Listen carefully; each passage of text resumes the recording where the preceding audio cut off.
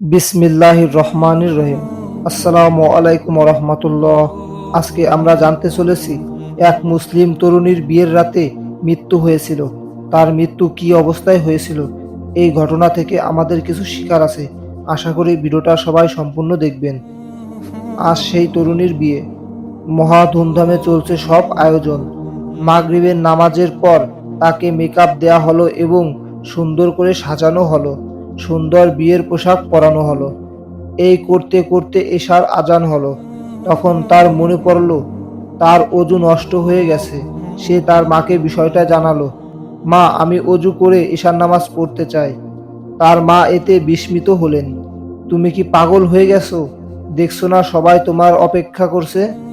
তোমার মেকআপের কি হবে? পানিতে তো সব ধুয়ে যাবে। তখন তিনি বললেন, আমি তোমার মা, আমি নির্দেশ দিচ্ছি, তোমার এখন নামাজ পড়া লাগবে না। তুমি যদি এখন অজু করে মেকআপ নষ্ট করো তবে আমি কষ্ট পাবো। মেয়ে জবাব দিল, নামাজ না পড়ে আমি এখান থেকে যাব না। মা, তুমি জানো নামাজের কোনো বাহানা চলে না। নামাজের মাপ নেই। মানুষ আল্লাহর অবাধ্য হতে পারে না। তার মা জবাব দিলেন, মেকআপ ছাড়া তোমাকে দেখলে মেহমানরা তোমাকে নিয়ে কি বলবে? তাদের চোখে তোমাকে কি সুন্দর লাগবে? তোমাকে দেখলে তখন তারা কৌতুক করবে।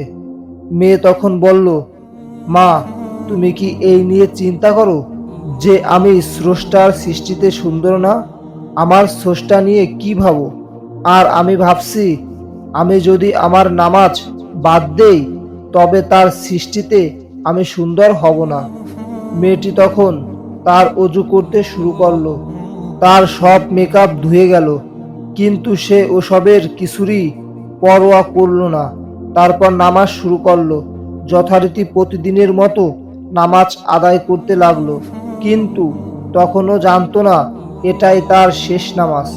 সে নামাজ পড়তেছে, তখনও সব কিছু ঠিকঠাক ছিল। সে যখন সিজদায় গেল তখনই তার রুহু বের হয়ে গেল। নামাজ পড়তে দৃঢ় প্রতিজ্ঞ এক মুসলিম নারী তার প্রভুর কাছে চলে গেলেন, তার মায়ের সামনে সিজদায় থেকে। সেই তরুণী নামাজকেই সবচেয়ে বেশি গুরুত্ব দিতেন। সে চেয়েছিলেন তার রবের কাছাকাছি হতে, আর নামাজই রবের সবচেয়ে কাছাকাছি হওয়া যায়।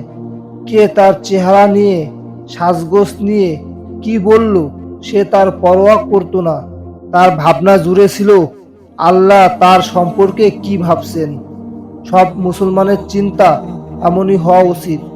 এই সত্য কাহিনীটি বলেছেন শেখ আব্দুল মহসিন আল আহমাদ।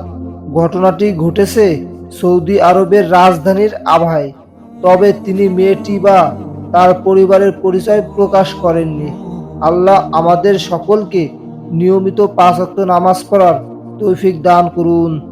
আমিন।